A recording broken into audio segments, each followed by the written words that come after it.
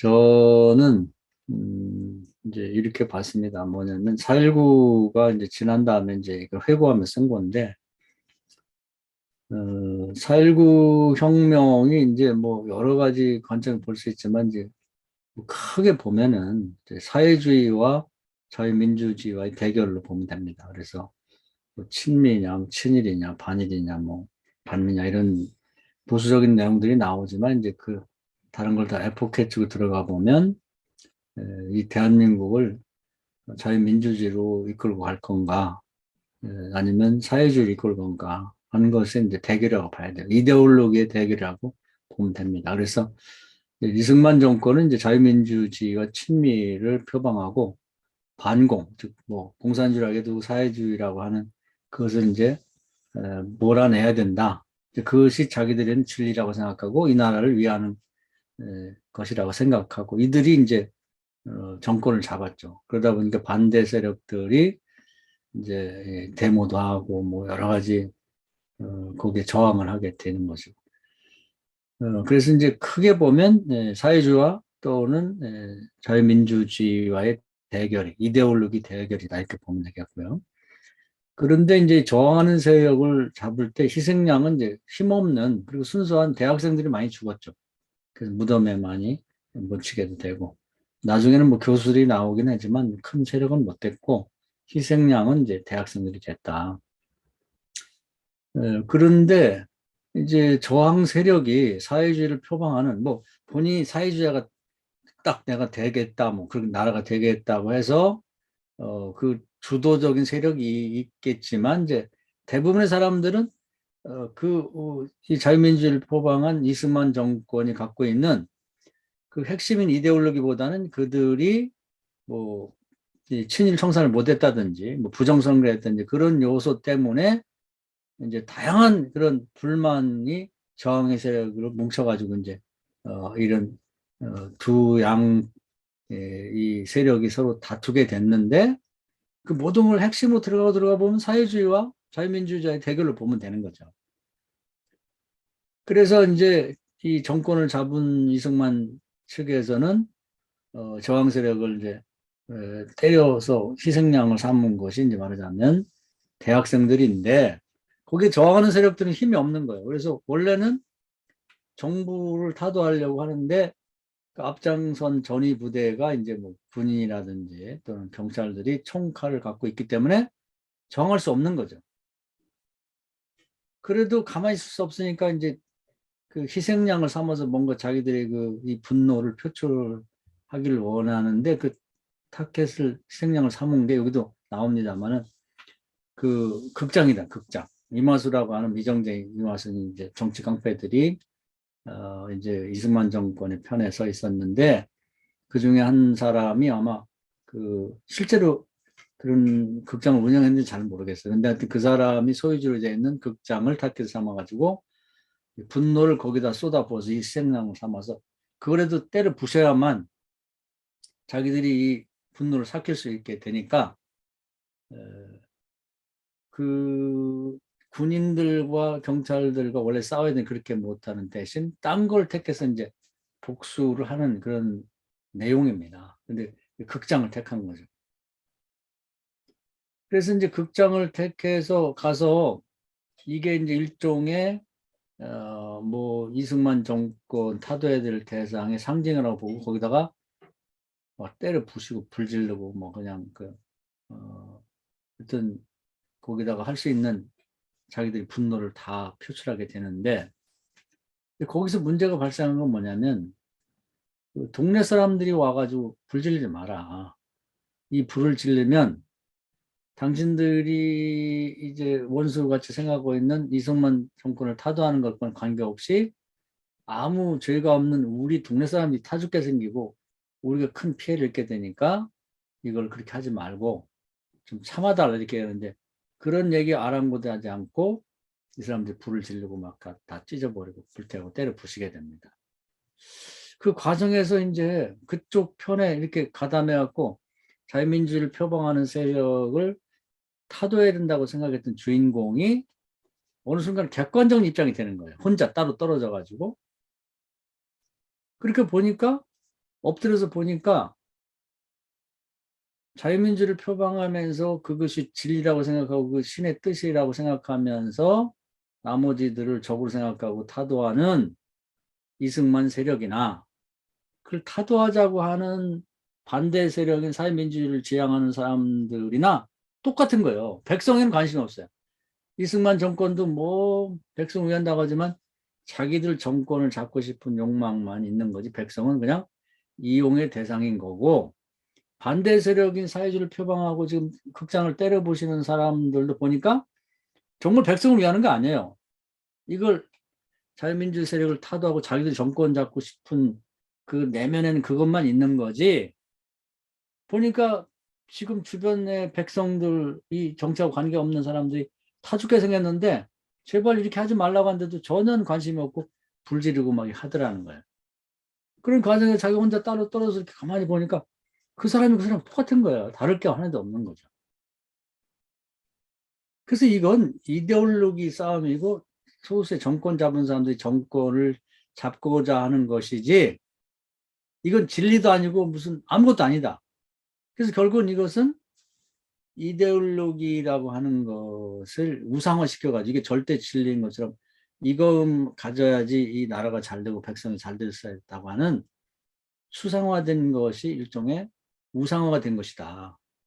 이렇게 보는 거예요. 이제 이 주인공이 그걸 깨달은 겁니다. 객관적인 입장 혼자 떨어져서 이 극장이 파괴된 걸 보면서.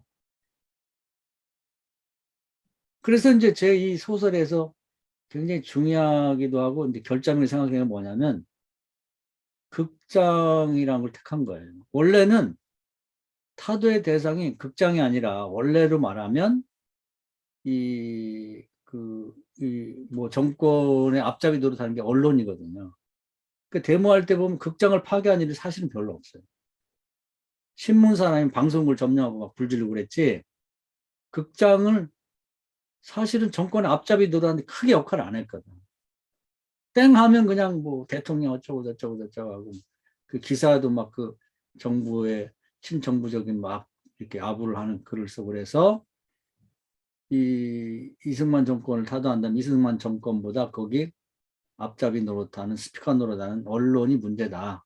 백성들을 잘못된 길로 인도한다고 그래서 대개 학생들도 보면 언론사를 점령하고 막 거기다 불 지르고 거기서 시위하고 그랬지 극장을 점령한 일은 별로 없어요. 근데 이 양반이 극장을 택한 이유는 저는 그렇게 읽었어요.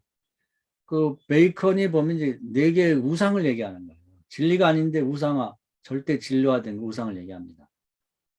그래서 첫째는 종족의 우상인데 그것은 모든 만물이 사람이 입장에서 뭐 다 생각이 있고 목적이 있고 그 윤리 도덕이 있는 것처럼 만물을 해석하는 그런 잘못된 생각을 가지고 절대화하는 것입니다. 그 종족의 우상이라 그래요.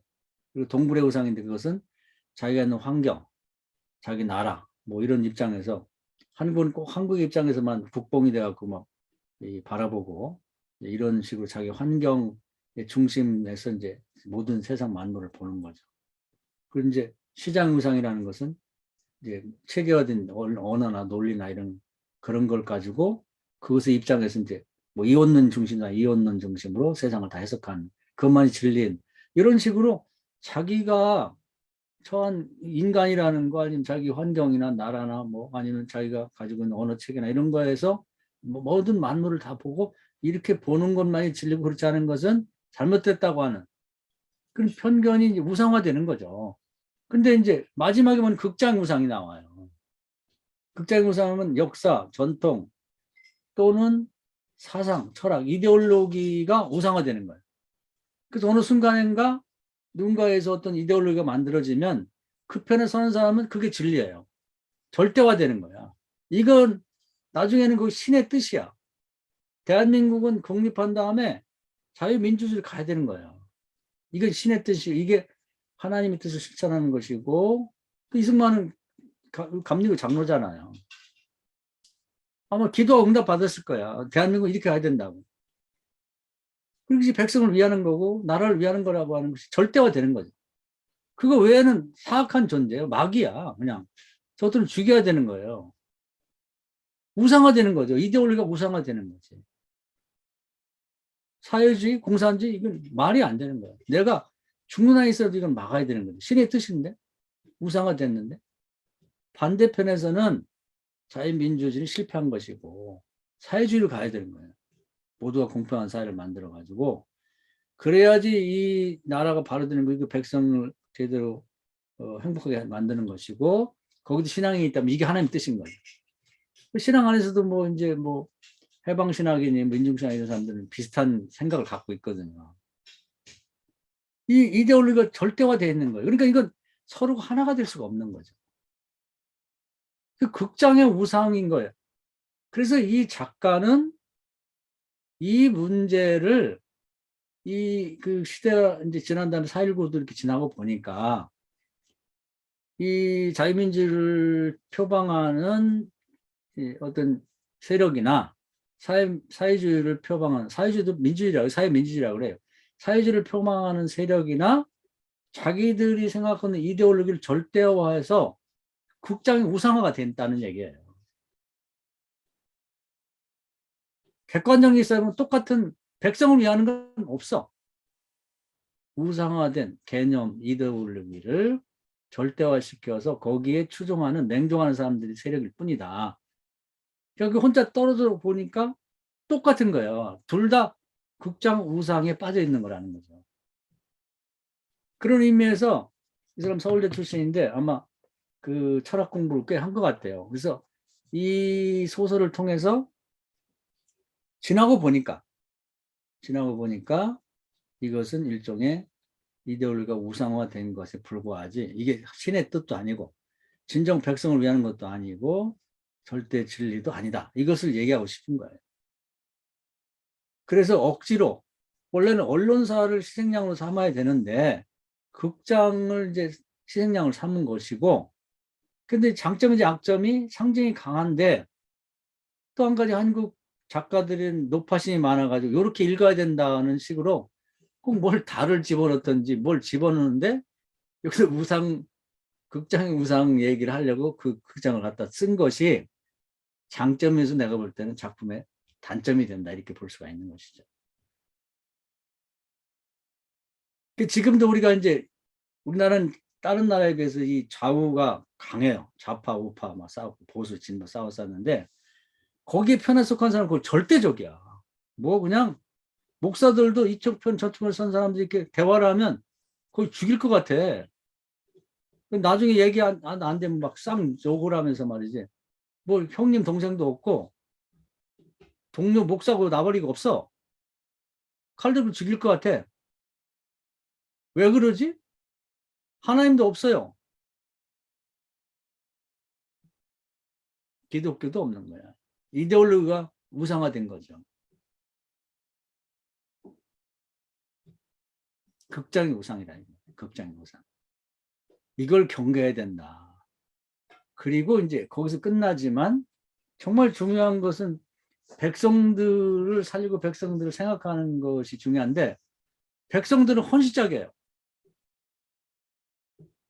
백성들 죽고 살고는 아무 관계가 없는 거야. 그냥 내가 진리라고 생각하는 우상하든 진리 아니거든요. 우상이지. 무슨 공산주의, 사회주의가 진리입니까? 자유민주주의가 진리냐고. 아니잖아요. 그러면 공산주의를 사회주의를 표방한 북한 잘 됐나요? 그렇게 그거 아니면 다 숙청하고 죽였는데 지금은 공산주의 사회주의라는 북한이 잘 됐냐고 지나가 보니까 우상이었잖아. 그때는 뭐 미쳐가지고 지 아버지도 죽창 갖고 죽였으니까 우상화되니까 신격화돼 있잖아요. 이 이데올로기가. 아니 세상에 공산주의에 물들었다고 지 아버지를 찔러 죽이는 게 어딨냐고. 같이 동네에서 살던 이장 어른하고 지주였던 할아버지를 가서 낫으로 찍어 죽이는 놈이 어딨냐 이 말. 이게 이데올로기가 가진 모순이에요. 이게 무상화된 이데올로기가 이만큼 무서운 거라. 그게 하나님 뜻이 그 진리화 돼버리니까 이렇게 된 거죠.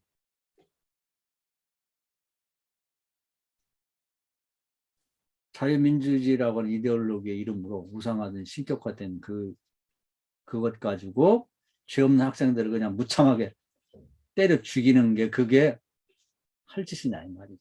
그게 백성을 위한 것이냐. 다 극장의 우상이라는 얘기예요.